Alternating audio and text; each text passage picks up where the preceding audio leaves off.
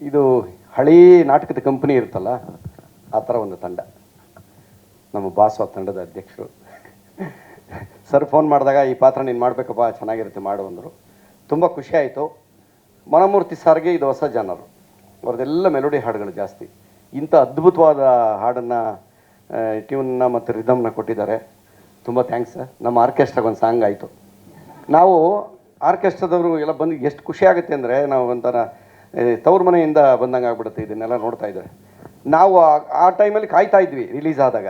Ladies ಸೋಲೆ hello ಹಾಂ ಜೆಂಟ್ಸ್ಗೆ ಮತ್ತು ರಾಜ್ಯೋತ್ಸವಕ್ಕೆ, ಗಣೇಶಗೆ, public song ಯಾವ್ಯಾವ ಬರುತ್ತೆ ಅಂತ ಕಾಯ್ತಾ ಇದ್ವಿ ನಾವು, ಡ್ಯುಯೆಟ್ ಯಾವ್ದು ಬರುತ್ತೆ ಅಂತ.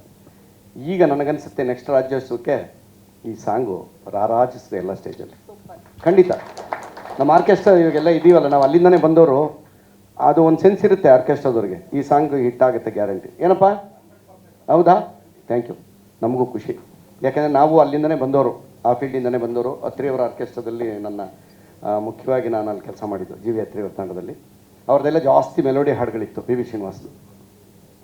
ಈ ಸಿನಿಮಾಗೆ ಸರ್ ಯೋಗರಾಜ್ ಸರ್ ಫೋನ್ ಮಾಡಿ ಒಂದು ಕ್ಯಾರೆಕ್ಟರ್ ಇದೆ ಮಾಡಪ್ಪ ನೀನು ಅಂತ. ತುಂಬ ಖುಷಿ ಆಯಿತು ನನಗೆ.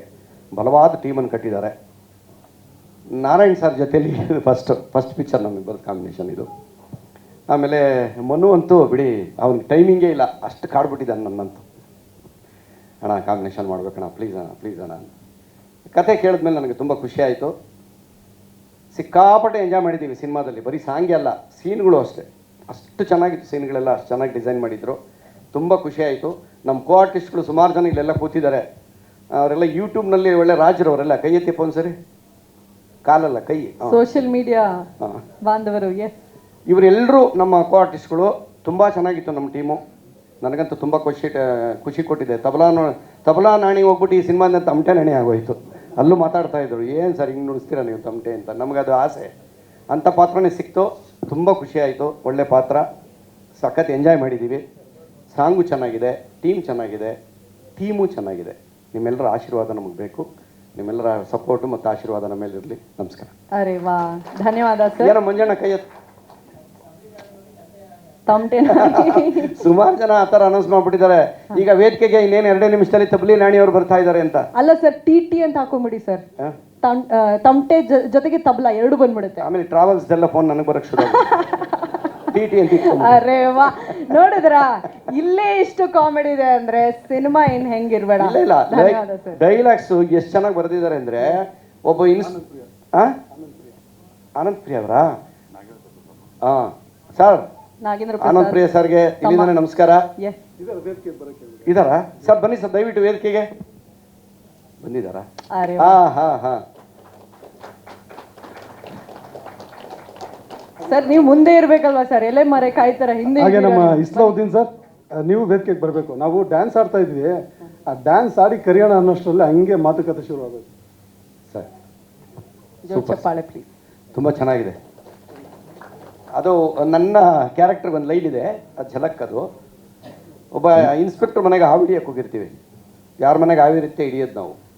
ಆ ಥರ ಒಂದು ಸರಿ ಆ ಥರ ಸನ್ನಿವೇಶ ಬಂದಾಗ ನಾನು ಇನ್ಸ್ಪೆಕ್ಟರ್ನ ಕೇಳ್ತೀನಿ. ಪಾಪ ಅವರು ಮಾಮೂಲಿ ಡ್ರೆಸ್ಸಲ್ಲಿರಲ್ಲ, ಅಲ್ಲಿ ಸ್ಟೇಷನ್ ಡ್ರೆಸ್ಸಲ್ಲಿ ಇರ್ತಾರೆ. ಮರೇ ನಿಮ್ಮ ಯಜಮಾನ್ರ ಕರಿ ಅಂತ. ಲೈ ನಾನೇ ಕೊಂಡು ಇನ್ಸ್ಪೆಕ್ಟ್ರು ಅಂತ.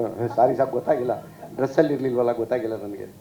ಈ ಮಧ್ಯದಲ್ಲಿ ಒಂದು ಸೀನೆಲ್ಲ ಹೋಗುತ್ತೆ, ತುಂಬ ಒಳ್ಳೆ ಸೀನು. ಅವ್ರನ್ನ ಕೇಳ್ತೀನಿ ನಾನು, ಸರ್ ಒಂದು ಪ್ರಶ್ನೆ ನಿಮಗೆ, ಇನ್ಸ್ಪೆಕ್ಟ್ರಿಗೆ, ಏನೋ ಎಂತೆಂಥ ದೊಡ್ಡ ಕಳ್ಳರನ್ನ ಹಿಡಿದಿದ್ದೀರಾ, ಆ ಹಿಡಿಯೋಕ್ಕಾಗಲಿಲ್ಲ ನಿಮ್ಮ ಕೈಲಿ?